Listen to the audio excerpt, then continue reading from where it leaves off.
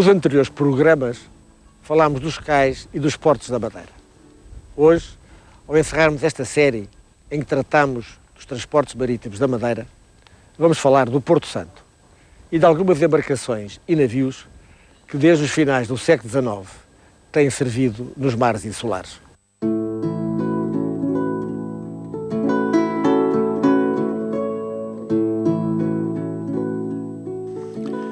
A ilha do Porto Santo, esquecida quase até aos nossos tempos, dependeu exclusivamente dos abastecimentos efetuados por via marítima, realizados em penosas condições, pois apesar de ali ter sido construído o primeiro aeroporto do arquipélago, este funcionava apenas como entreposto para a Madeira. Apesar da pouca distância entre ilhas, o Porto Santo fica a 20 milhas a nordeste da Madeira, havendo 42 milhas a separar os portos que as servem. A Ilha Dourada foi a que mais tarde viu serem construídas as infraestruturas portuárias necessárias para apoiar a vida dos seus habitantes.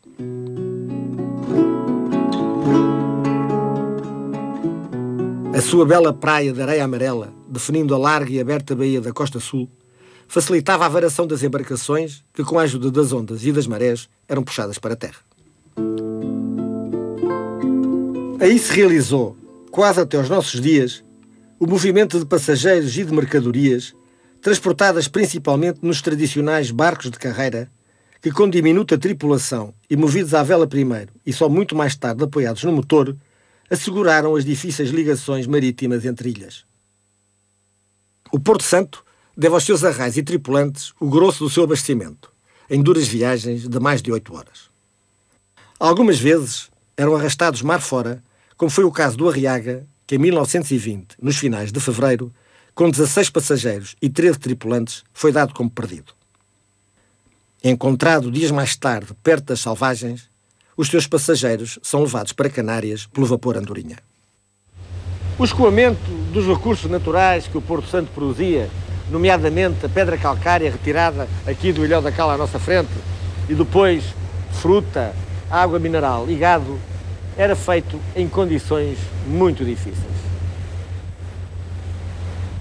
A navegação no arquipélago da Madeira está diretamente ligada com a extração de pedra calcária no Porto Santo. Noutros tempos dizia-se fulano ou beltrano tinha uma casa de pedra e cal, o que queria dizer que se diferenciava das outras. Ora, muitas das embarcações iam ao Porto Santo, praticamente o único ponto da Madeira onde existia pedra calcária, mais precisamente no Ilhéu de Baixo, que depois passou a designar-se Ilhéu da Cal, para trazerem a pedra calcária que labrava nos vários fornos que iam distribuídos no litoral da Madeira. Essa pedra calcária justificava muitas viagens. Muitos dos barcos iam ao Porto Santo com esse propósito e apenas desembarcavam no Ilhéu da Cal. Daí que as pessoas que quisessem vir para a Madeira ou enviar as suas mercadorias teriam de conduzir-se em canoas até o Ilhéu da Cal para chegarem à Madeira em barcos maiores.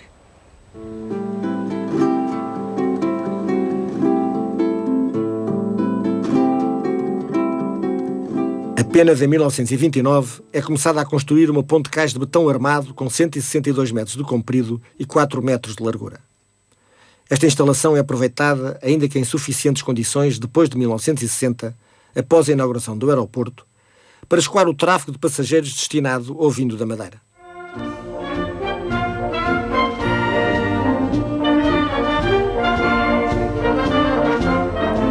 Apesar de preconizado o seu aumento em 1949, só 50 anos depois, o cais sofre obras de restauro.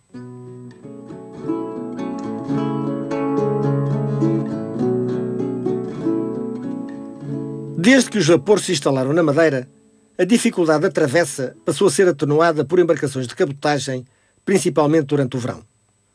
Muitas vezes, em épocas festivas, organizavam-se excursões no Gavião e no Bútio, sendo algumas delas da romba e abrilhantadas por bandas de música, como se pode ver na imprensa da época.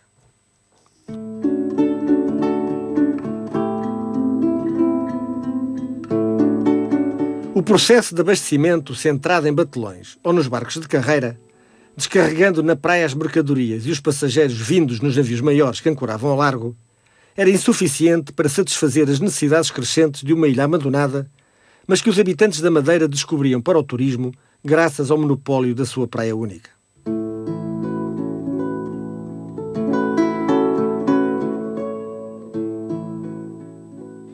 As viagens entre as ilhas são penosas e as acostagens difíceis, pois na testa do cais os fundos têm apenas 2 metros, inviabilizando a manobra de navios de maior calado e obrigando à utilização dos inevitáveis barcos de carreira ou de outras embarcações pequenas. Este processo manteve-se 60 anos. Só em 1984, sob a presidência de Ramalhianes, se inaugura o moderno porto de abrigo do Porto Santo, dessa forma tirando a sorte da ilha das sortes do tempo. O porto dispõe de um cais com 285 metros de comprimento, a fundos de 6 e 7 metros, um cais com 200 metros com fundos a 4 metros, um terminal cimenteiro, uma rampa roll-on, roll-off para os ferryboats, um terrapleno com 60 mil metros quadrados, além de uma marina com capacidade para 70 embarcações. Hoje já não é necessário armazenar em casa víveres e combustíveis para fazer frente a períodos demorados em que, por causa do mau tempo, o Porto Santo ficava isolado, sem ligações marítimas ao Funchal e, por isso, sem abastecimentos. Mas a história dos transportes marítimos não é apenas a história dos cais ou dos portos. Ela é, também, e talvez principalmente, a história dos meios navais e dos homens que neles serviram. Até quase ao início do século XX, as embarcações utilizadas localmente eram praticamente movidas apenas pela força dos homens que manobravam os remos ou pela força dos ventos.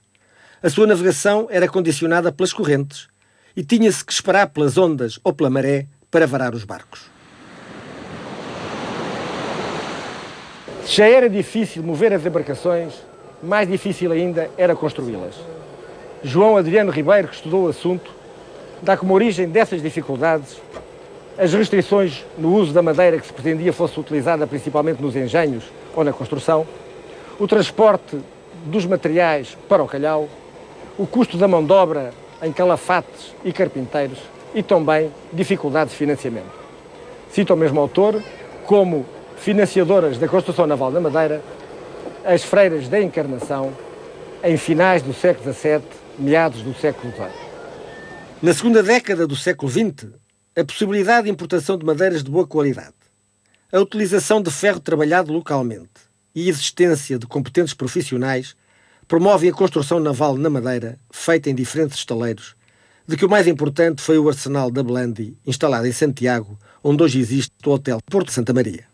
Deles saíram muitos dos vapores, lanchas, barcos de recreio e embarcações de pesca que se utilizaram nos nossos mares.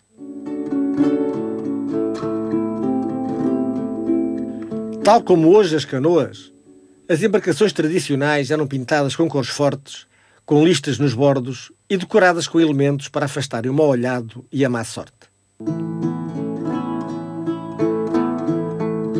E durante séculos, sem grandes inovações, estas embarcações foram usadas para todo o tipo de transporte, sendo a sua arqueação medida em pipas de vinho.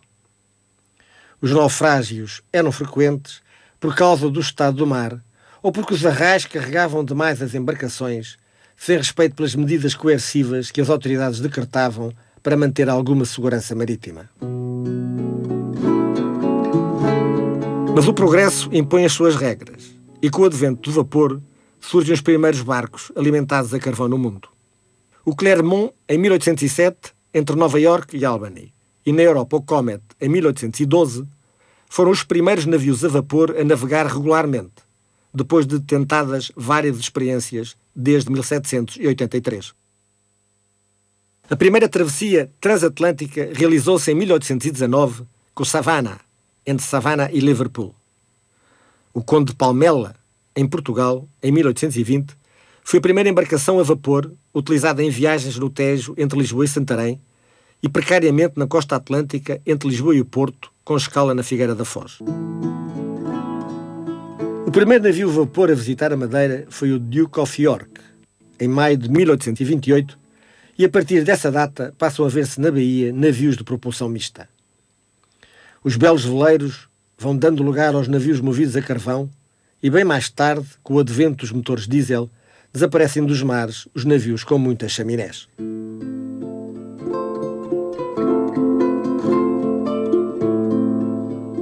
Segundo Lídio Araújo, terá sido a Valente, entre 1872 e 1876, a primeira embarcação a vapor a servir na Madeira. Em 1881, o Falcão é o segundo vapor a ser introduzido nos mares insulares.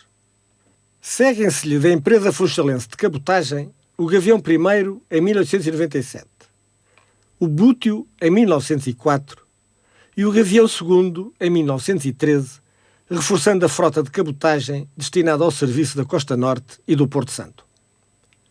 São acompanhados pelo Vitória, da empresa madeirense de cabotagem, construída em Machico em 1913 e transformada em 1949 em rebocador pela Baleeira da Madeira, sendo batizado com o nome de Passos de Gouveia. A lancha Ponta de Sol, construída já na Madeira em 1938, tal como a Tigre em 1939 da madeirense de cabotagem, vem juntar-se-lhes em 1949 a Machiqueira da empresa funchalense e a Milano em 1951, e que era a maior de todas.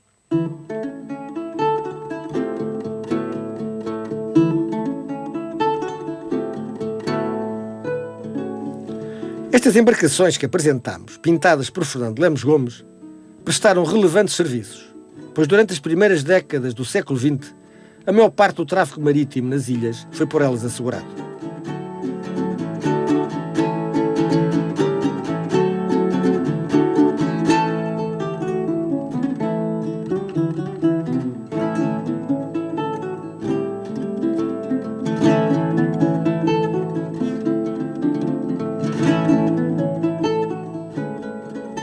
Outra atividade importante, há 100 anos, foi a pesca, predominantemente realizada na Costa Sul.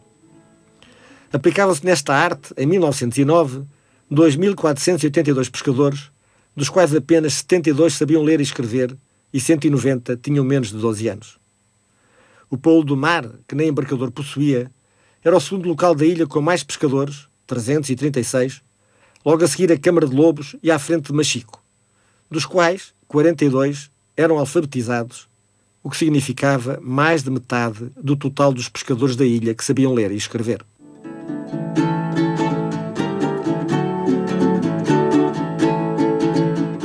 Nesse ano, o produto total da pesca foi de 126 contos, realizada com atum, gaiado, espada, roama e peixe-bom, o que correspondeu a quase um quarto de todas as mercadorias importadas nesse ano, 561 contos, e valendo quase 41 vezes o que exportamos.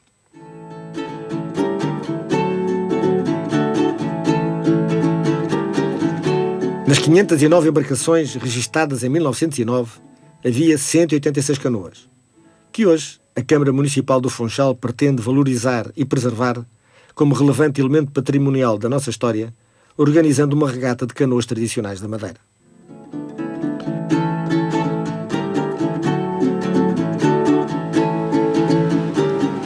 Estas antigas embarcações, os tradicionais chavelhas, dão hoje lugar a novos e operacionais navios, grandes traineiras e modernos atoneiros que abastecem as nossas ilhas de pescado e procuram o seu sustento noutros mares.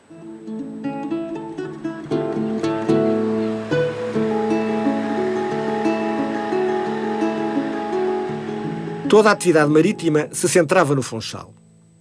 Além da pesca, que trazia o pescado ao mercado, havia a atividade de cabotagem, que aqui afluía, e todas as operações de apoio que o Porto tinha de facultar aos navios que ancoravam, como o transporte de água e carvão realizado com barcaças e pequenos rebocadores, como o Cori, o São João e o Lobo.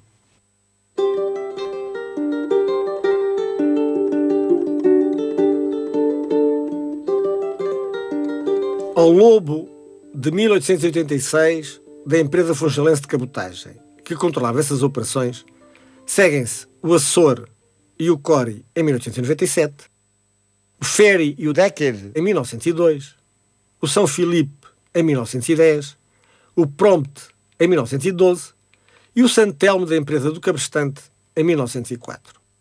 Foram os precursores dos pontos do Garajal e Cabo Girão, com que a Junta Autónoma dos Portos se equipou em 1963 e que foram substituídos pelos atuais Ponta do Pargo e Comandante Passos de Gouveia.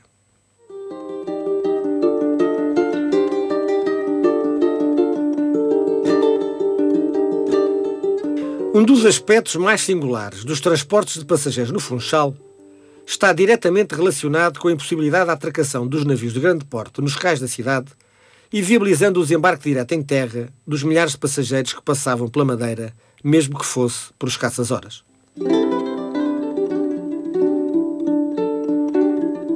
Desde os finais do século XIX, a ligação entre a terra e os navios passou a ser realizada por pequenas e características embarcações que ficariam conhecidas inicialmente por lanchas a fogo, por serem alimentadas a carvão, e que depois de transformadas ou substituídas, garantiram até meados dos anos 70 o transbordo dos passageiros. As lanchas pertenciam à empresa Funchalense de Cabotagem, a agências de viagem, hotéis, à empresa dos caminhos de ferro do Monte ou a particulares, e transportavam em média cerca de 90 passageiros para visitarem uma cidade que se abriu ao turismo nos anos 50 do século passado.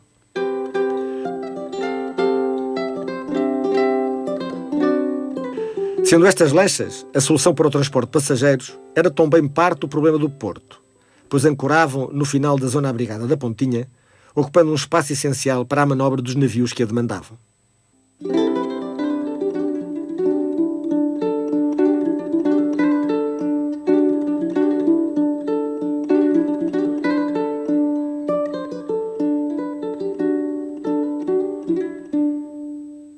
Com o desenvolvimento das instalações portuárias, desapareceram, restando hoje a Mosquito, restaurada, para participar na representação da Madeira na Expo 98 e que resiste como espólio desses tempos, guardada pela Câmara Municipal do Funchal como complemento do Story Center.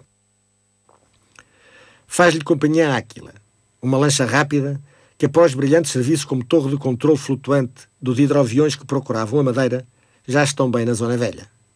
Pertencia a um dos maiores entusiastas do turismo madeirense, o saudoso João Borges, que a entregou à cidade. A dificuldade dos viajantes virem a terra durante a escala dos navios no Funchal dá origem ao aparecimento dos bomboteiros, espécie de vendeiros marítimos que, de bordo de canoas carregadas de produtos regionais, iam ao encontro dos navios que visitavam a Madeira para venderem principalmente objetos de vime e bordados.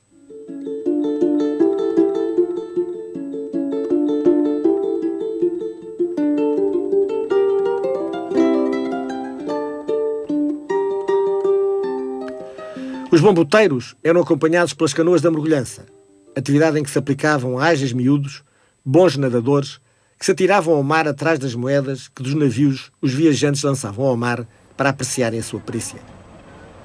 João Xavier Andrade Nunes, mais conhecido por Jana, com 53 anos de profissão, primeiro na mergulhança, depois como bomboteiro, é um dos 4 que ainda exerce a profissão.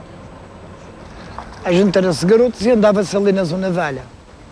Aí era-se convidados pelos maiores para ir à mergulhança, porque eles gostavam de levar os miúdos, porque é claro, levando os miúdos, é claro que os passageiros jogavam moedas maiores. É claro, não sabia nadar, mas fui, não é? Fui aprendendo a nadar, não é? Fui aprendendo a mergulhar com eles. 10, 12 dias depois, já sabia mergulhar tão bem como eles. A primeira moeda que eu mergulhei foi uma moeda de 50 fans, alemã, a bordo de um navio alemão chamado Ariadne. E não fui de dia, fui de noite. E andei dos 10 anos na mergulhança, dos 10 anos até aos 19 anos. A percentagem que ficava era um escudo. Podia mergulhar 30 escudos, 40, só ganhavam. Só ganhavam porque eles sabiam que era aquele escudo, eles sabiam que dava para a gente moer. Mas normalmente até se recebia em pretos, porque as brancas eles ficavam com elas, os maiores. Mas é claro, a gente tinha que seguir, naquele tempo, a Fumaré Negra. Agora tinha o Santa Maria e o Vera Cruz, que era muita moeda de 5 tostões, aquelas brancas antigas. Ei, à polpa daquele, precisava-se ali a mergulhar moedas de 5 tostões que nunca mais se acabava. Para ver uma moeda de escudor de 12,5, ui, Jesus! Falar de todos os tipos de embarcações e navios que operaram nos mares da nossa terra é uma tarefa impossível num programa desta natureza. Mas a população da Madeira e do Porto Santo é devedora de grandes serviços prestados por muitos deles, porque aqui simbolicamente queremos recordar alguns que serviram nos finais do século XIX e princípios do século XX. Nas ligações entre a Madeira e o Porto Santo, além destes vapores de cabotagem que as asseguravam por vezes no verão, lembramos em primeiro lugar o Arriaga e o Maria Cristina, representando todos os barcos de carreira que durante séculos fizeram essas viagens. O Lisbonense e o Cedros, que durante 4 anos, apesar das suas limitações e da dificuldade da sua operação, possibilitaram o transporte entre a Madeira e o resto do mundo dos passageiros que aterravam no aeroporto do Porto Santo. E o Pirata Azul, que de embarcação de rio passa a vencer o Mar Rijo da Travessa a partir de 1974, a que se seguiram o Independência, o Pátria, o Lady of Man e os 2 Lobo Marinho.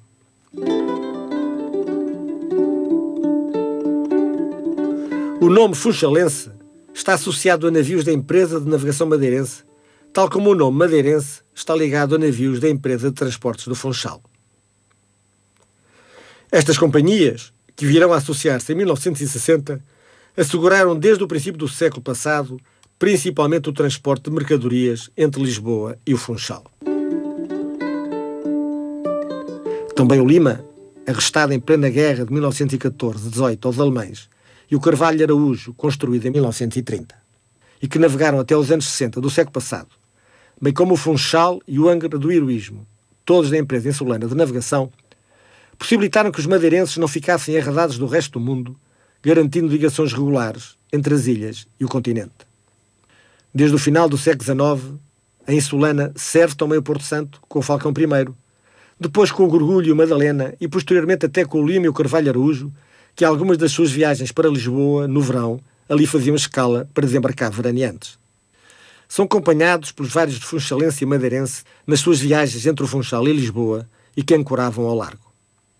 Os grandes navios portugueses das companhias Colonial de Navegação e Nacional de Navegação e os navios mistos e cargueiros da Sociedade Geral e dos carregadores açorianos prestaram também grandes serviços à Madeira. Nas suas viagens entre Lisboa e as colónias africanas, as Américas ou os Açores, faziam escala no Funchal e complementavam a oferta de transporte da ilha. O Vera Cruz, da Carreira do Brasil, e o seu gêmeo, o Santa Maria, que navegava para a Venezuela e o Curaçao e que ficou na história contemporânea como o primeiro navio a ser desviado por razões políticas por Henrique Galvão e seus companheiros em luta contra a ditadura de Salazar, por aqui passaram dezenas de vezes, levando os nossos imigrantes também.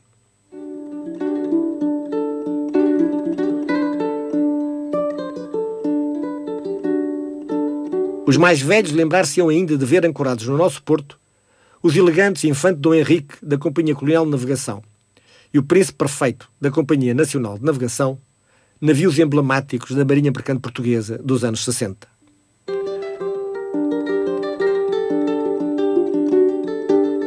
Outros mais serviram a nossa diáspora.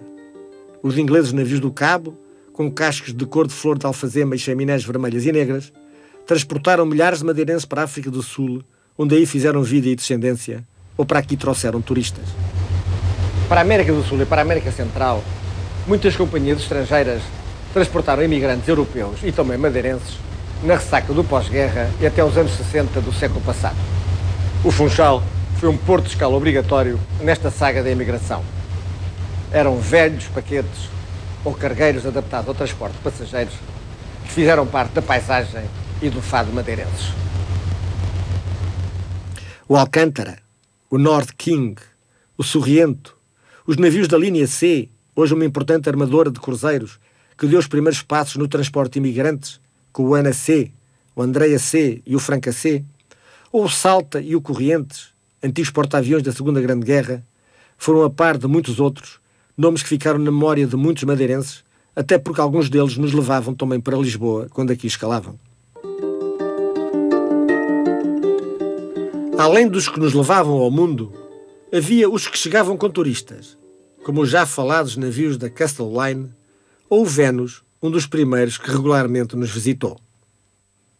Entre muitos que de diversas nacionalidades aqui aportaram, refiram-se já na década de 70 do século passado, os navios soviéticos, fartados por companhias de viagens, fazendo estranhar num país em que os comunistas eram perseguidos, em pleno centro do Funchal, o pavilhão da foice e do martelo desenhado nas chaminés. Foram muitos os navios que ao longo de séculos encheram o nosso porto. Desde os navios que à vela nos trouxeram das Índias os primeiros turistas que aqui se aclimatavam para voltar à sua terra e iniciavam o nosso turismo, até aos magníficos paquetes de hoje, os maiores do mundo que aqui fazem escala nas suas viagens, usando a nossa cidade como porto de descanso e de abrigo, ficaram muitas histórias por contar. Portugal hoje quase não tem marinha mercante, reduzida a navios porta-contentores, muitos dos quais servem as nossas ilhas, como é o caso do Madeirense 3, da centenária empresa de navegação madeirense, a decana das companhias portuguesas. A região autónoma da Madeira, que no mar se revê e se compreende, realiza iniciativas que procuram reforçar essa ligação identitária e ultrapassar os limites que o oceano lhe impõe. Desenvolve e capacita cada vez mais as suas diferentes estruturas portuárias. Acolhe um centro de registro de navios e mantém uma frota de embarcações de pesca, de recreio, de carga e de turismo adequada à sua dimensão. O Lobo Marinho, belo navio que hoje serve as ligações entre as nossas ilhas, pode inspirar-nos a seguir no bom rumo, nestes difíceis caminhos do mar, por onde se descreve uma história complexa e dura que procuramos contar.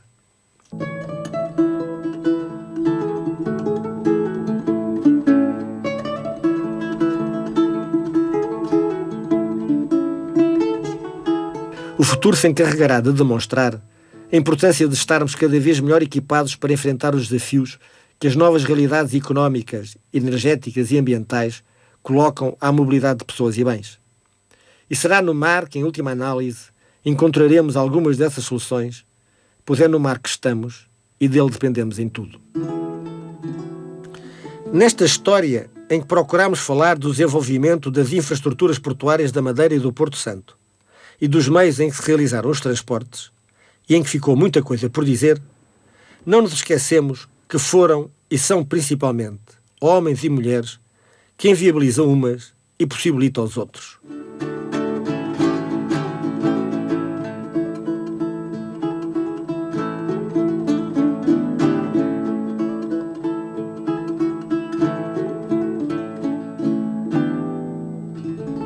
A todos eles que ao longo de séculos fizeram esta história, dedicamos este trabalho. Espero que estes programas vos tenham agradado e contribuído um pouco para o melhor conhecimento da nossa terra.